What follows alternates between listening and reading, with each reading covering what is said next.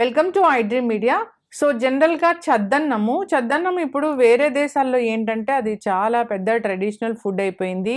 So అంటే దాని rights కూడా తీసుకున్నారు, అంత మంచిదని. ప్రోబయోటిక్స్ చాలా ఉంటాయి, ఇది మంచి ప్రోబయోటిక్ ఫుడ్ అని, గట్ హెల్త్ బాగుంటుందని. ఇట్లాగా అయితే చద్దన్నం ప్రిపరేషన్ అనేది ఒకప్పుడు కాలంలో ఎలా ఉండేది, ఎట్లా తీసుకుంటే మనకి హెల్త్ బెనిఫిట్స్ కలుగుతాయి, పూర్తి వివరాలు తెలుసుకుందాం.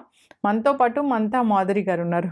మ్యామ్ నమస్తే అండి. నమస్తే లక్ష్మి. అంటే జనరల్గా ఏదన్నా మనము వాడట్లేదు, పసుపు మనం ఎక్కువ వాడము, దాని గురించి తెలియదు అంటే వేరే దేశం వాళ్ళు దాని రైట్స్ తీసుకుంటారు, దాన్ని మంచిగా వాడతారు, అన్ని విధాల బెనిఫిట్స్ పొందుతారు. స్పైసెస్ కూడా మనకు ఎక్కువ తెలియదు, బయట వాళ్ళకి తెలిసినంతగా. ఇప్పుడు పెరుగన్నం, చద్దన్నం అంటే పెరుగన్నమేనా? అందులో కొంచెం చిన్న వేరియేషన్ ఉంటుందా?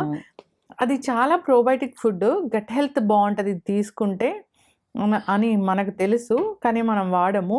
వేరే కంట్రీస్లో అది చాలా స్పెషల్ ఫుడ్ అది కదా మ్యామ్, చూసారు కదా.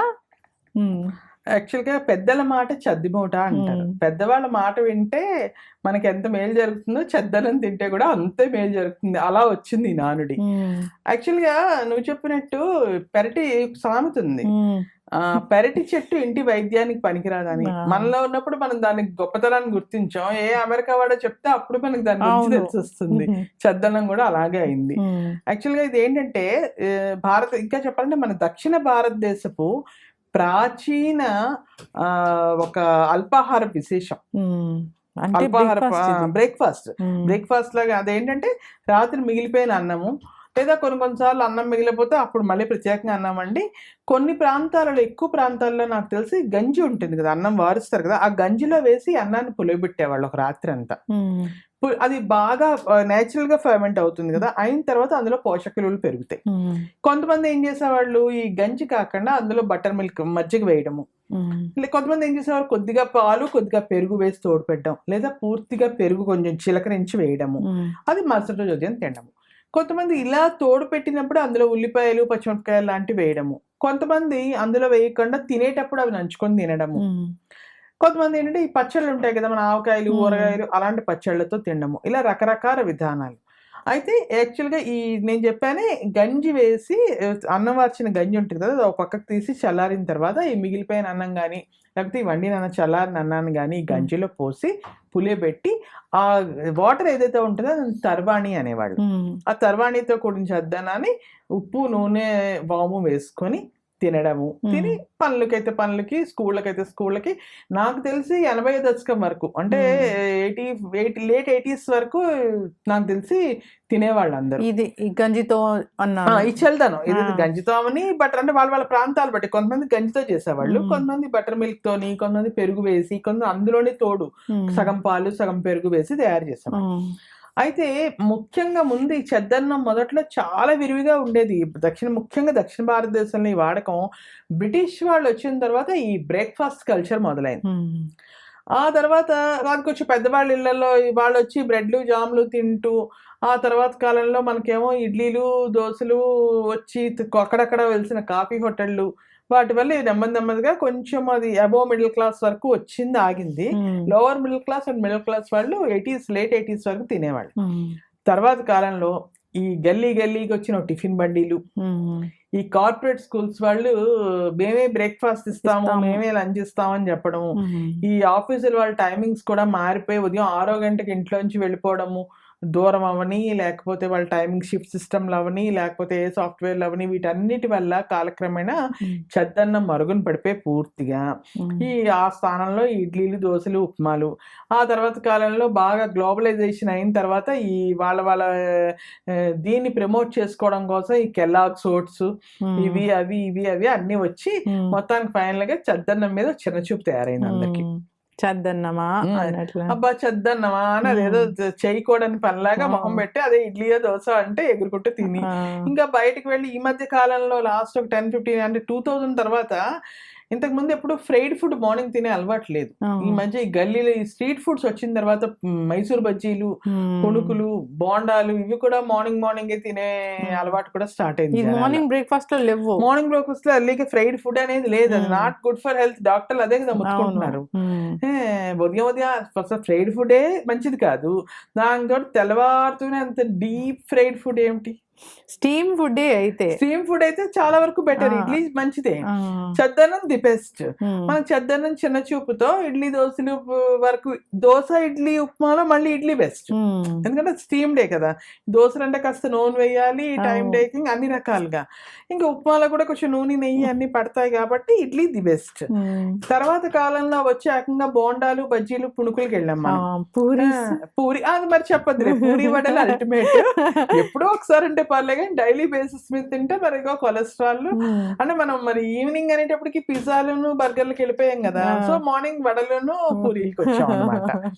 ఎప్పుడు తినాలని ఇప్పుడు టైం మరి అప్పుడు ఇప్పుడు 2 సార్లు అవ్వదు కదా. అవి ఏమైనా ఈవినింగ్ లేకపోతే డిన్నర్ లంచ్ కి అవి వచ్చేసాయి, రిప్లేస్ చేసి పడేసింది మొత్తం మన దీన్ని అంతటిని. అయిన తర్వాత ఈ దీనిలో ఏమైంది, చద్దన్నం చిన్న చూపు ఒకటి. చద్దన్నం అంటే సరే వదిలేయడము కనుమరుగైపోవడం ఒకటైతే, దానంటే పెద్ద చిన్న చూపు. ఏదో బాగా పూర్ మ్యాన్స్ బ్రేక్ఫాస్ట్ అని దానికి టైటిల్ పైగా. అందుకని ఎవరో లేని వాళ్ళు కాని వాళ్ళు పాపం గతి లేక చద్దన్నం తింటారులే అన్న ఒక భావన ఏర్పడిపోయి జనాల్లో చద్దన్నం కంప్లీట్ గా నెగ్లెక్ట్ చేస్తాం మనం. ఇప్పుడు పూర్ మ్యాన్స్ బ్రేక్ఫాస్టే మనం ఖచ్చితంగా తీసుకోవాలి, గట్టి హెల్తే లేదు. అందుకే ఇది ఎప్పుడైనా చేతులు కాలేకే కదా ఆకులు పట్టుకుంటాం ముందర పట్టుకోగా.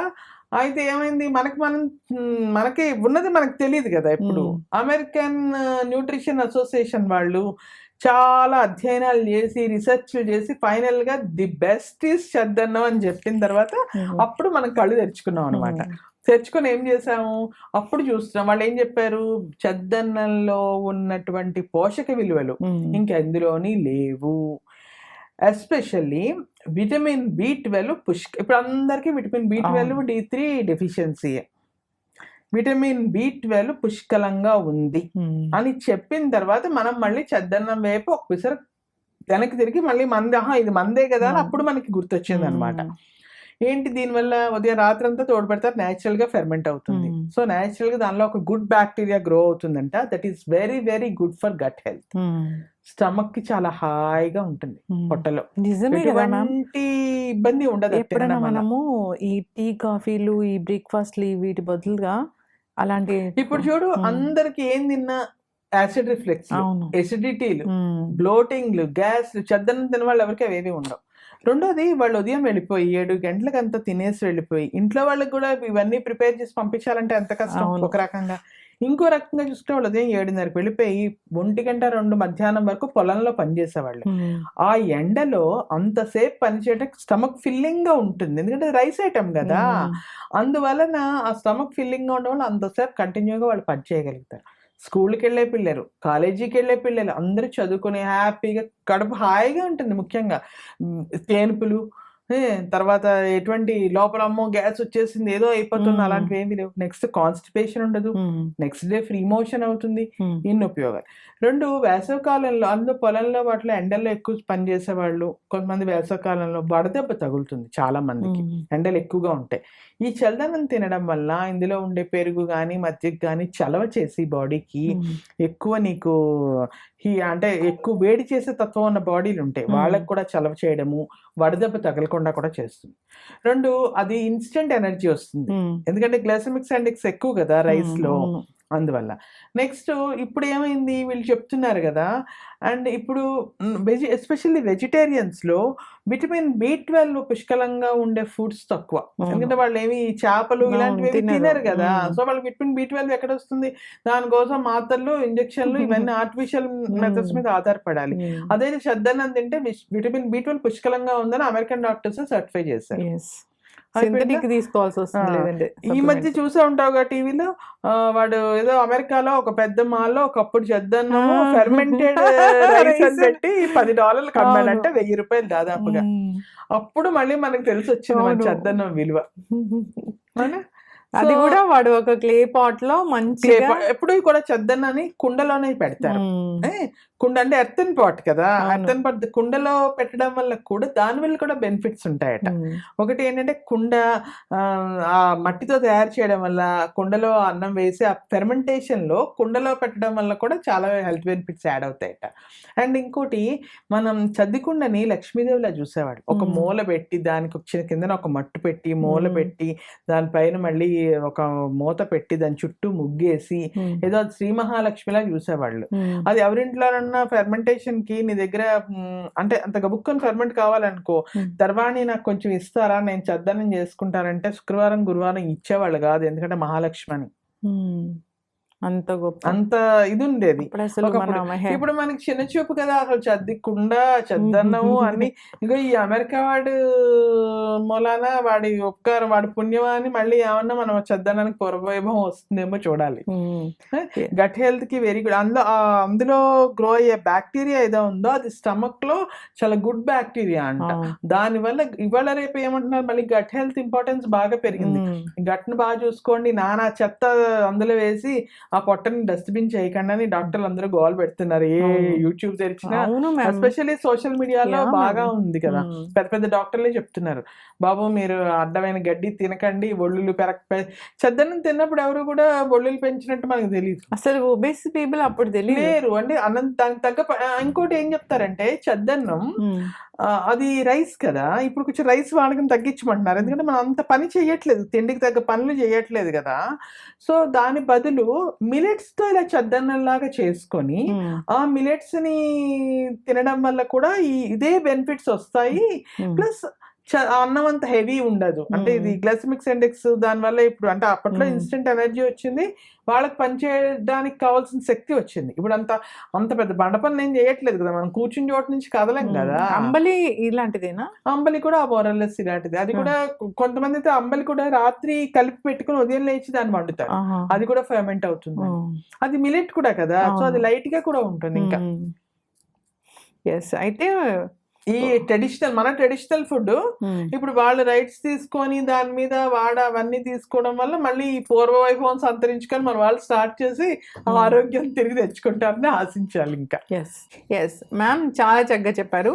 అంటే మంచి విషయాలు, మనం ఎలా ఉండాలి, మన సంస్కృతి సంప్రదాయాలు ఏంటి, మన అసలు నేటివిటీ ఏంటి, మన ఫుడ్స్ ఏంటి, మన కల్చర్ ఏంటి, అసలు ఎట్లా ఉండాలి, మనం ఏం మర్చిపోయాము, మనం సిరీస్ కంటిన్యూ చేద్దాము. తప్పకుండా మన అమ్మమ్మలు, తాతమ్మలు, నానమ్మలు ఏం చెప్పారు, మనకేం తెలీదు, తెలుసుకుంటే మనకు బెనిఫిట్స్ ఏంటి, మన నెక్స్ట్ జనరేషన్ కి ఏం అంటే మన పెద్దవాళ్ళు చెప్పిన ప్రతి పనిలోని ప్రతి అలవాటులోని వెనకాతల ఒక హెల్త్ బెనిఫిట్, అంటే అది మనకు అప్పుడు తెలియలేదేమో, లాంగ్ రన్ లో తెలిసే విధంగా ప్రతి అలవాటు వెనకాతల ఒక ఎంతో కొంత హెల్త్ బెనిఫిట్ అయితే దాగింది. సో మనం సిరీస్ కంటిన్యూ చేద్దాం మ్యామ్, చాలా విషయాలు ఉన్నాయి, మీరు చాలా నాతో చెప్పారు. సో ఖచ్చితంగా సిరీస్ చెప్దాము అందరికీ తెలిసేలాగా. తప్పకుండా, మంచి పని, చాలా చక్కటి విషయాలు చెప్పారు, అందరు ఫాలో అవ్వాలని కోరుకుందాం మ్యామ్. ధన్యవాదాలు. Thank you. And for more videos, please subscribe to iDream. Please subscribe to iDream. Please subscribe iDream. And please subscribe to iDream. For more videos, subscribe to iDream. please like, share and subscribe to the channel. Congratulations, iDream. Subscribe to iDream. Subscribe to iDream. So subscribe to iDream Media. iDream ki iDream team andarki huge congratulations. Please subscribe iDream Media. Please subscribe to iDream. Subscribe iDream. Please subscribe to iDream. iDream అంటే నా కళల ఛానల్ను subscribe చేసుకున్న నోరు తిరుగుతలేదు, మీరైతే గంట గుర్తు కొట్టండి. For more such videos, please subscribe to iDream. Subscribe to iDream. Please subscribe to iDream. Please subscribe iDream Media. Please do subscribe to iDream. Please subscribe to iDream Media. For best entertainment and information, please subscribe iDream. And don't forget to subscribe to iDream.